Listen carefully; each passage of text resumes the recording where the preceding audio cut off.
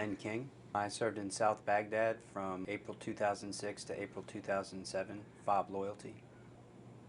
I thought everything was going great when I got home. I really thought I'd done well and things were going to be smooth from there on out.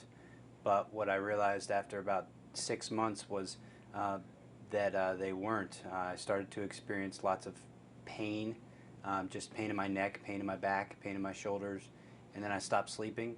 And it went on like that for about 2 years. And I started finally through trial and error to kind of armor down my body, so to speak, and my mind.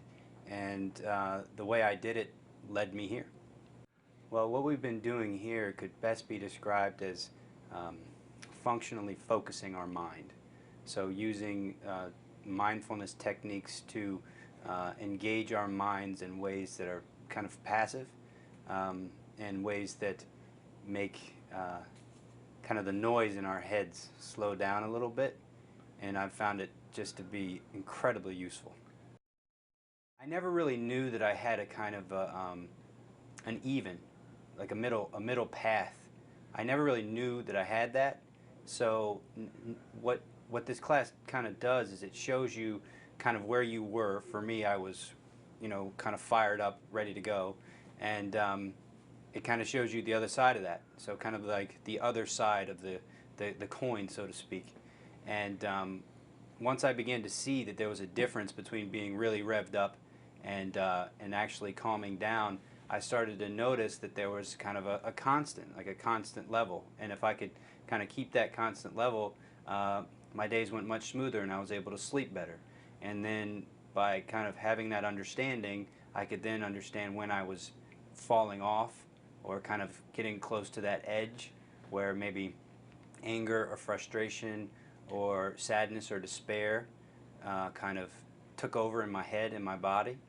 And I started to kind of tell the difference. And I started to see that I had the resources available to me at all times to armor down and relax. The beauty of this type of focus is that it's available to you at all times, and it's available to you at any time. And it just takes training. And for me, it's just been a reapplication of my military training to focus on my breathing. All mindfulness takes place through the breath. And once you recognize the power that you have implicit to yourself at all times, no matter what, you then apply that training. So it's the same kind of thing as when the military teaches you the value of discipline or the value of integrity, and then it shows you its utility. So that's the thing, it's seeing the utility. Now in the military they teach you the utility of breathing for shooting a weapon. And that's great training. You immediately see the connection, you see its usefulness, and you apply it immediately. The difference with this type of breathing technique is that it's not geared towards precision at a target 300 yards down range. It's geared towards the target inside you. And the target inside you could be, you could say, your central nervous system. So that's the target, and you're trying to target that. See, for me, I spent a whole lot of time in fight or flight. And when you're revved up all the time, it's not very easy to fall asleep. So what this technique has just furthered my understanding of is how to get to the other side of that. So it's just the other side of the coin. So it's not, I mean, that's the thing. That's why I don't like to use the word meditation, because it's not some weird phenomena. It's just a new way of using your old training.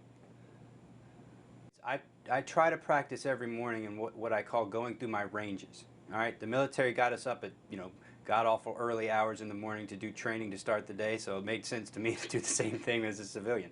So I get up early, I get up before my wife, and I get up before the day starts. And I do moving meditation, and I used to follow a particular routine, a regiment, but now what I've found is that if you connect your mind to your breath and your breath to your motion, whether it be with your hands or whether it be with your core, or whether it even be just with your head moving side to side, it's incredibly effective. And so it levels me out for the day. So that's how I try to begin every day, and it's a constant that I always have access to. The second way I use it is to create space in between what I call the edge. And the edge is the place that you fall off when you fall into rage or you fall into despair. And for me, I would fall off the edge every couple of months for that 2 years when I was not sleeping, because I was just depleted. I didn't have the energy. It's like it would be like trying to fend off an attack with very few rounds of ammunition. You know, you're running out of resources, you're running out of time, you're running out of the power to get over it. And so I would fall off this edge, and I would see myself getting closer to it, and it'd be this like black hole, and I'd be powerless to stop myself. And I didn't notice, but my breath would get all messed up, my body would get tense, the pain in my neck would come back, and I'd get close to this edge, and I'd just fall in. And it would just be, for me, it wasn't a violent thing, it was a despairing kind of thing. I would be in the corner rocking back and forth, crying and hyperventilating, and then I'd be frustrated because I didn't understand why that would happen, and then it would just spiral and spiral and spiral, and I'd just be a mess, and then I'd just and I didn't know what that used to do to my body on the inside. So when I finally figured this out and started to see its application, I started to recognize, I can use this to make space. So now, when I get close to the edge, or when something starts to get me fired up, I recognize it, and I recognize immediately that my breath goes from here to here. And so if my breath clamps down, I can see it, and I go, okay, Ben.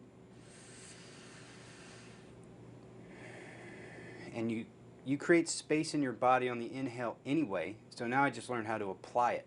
And so now, when I see myself moving in that direction, I can recognize it, and I can catch my thoughts with my breath before I get close to that edge. They don't fall in anymore.